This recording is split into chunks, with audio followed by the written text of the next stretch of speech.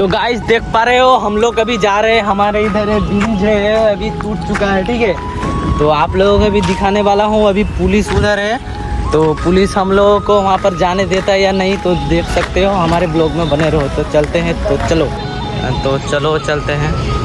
देख सकते हो ये लोग आ रहा है पीछे, देख सकते हो हमारे इधर नदी है। तो इधर पे सब यहाँ मछली पकड़ता है, सामने नदी है। तो आगे देख सकते हो इधर पे काम हो रहा है, तो चलो जाके दिखाता हूँ कौन ट्रक खड़ी हुई है।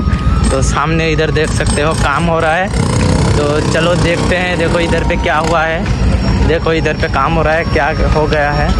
देखो यहाँ पूरा देखो ब्रिज खोखला हो चुका है।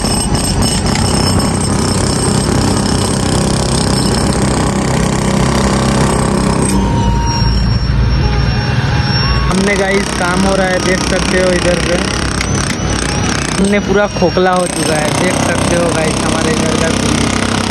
नीचे देख सकते हो गाइस अंदर लोग काम कर रहे हैं, नीचे काम कर रहे हैं गाइस, कितना रिस्क में काम कर रहे हैं पता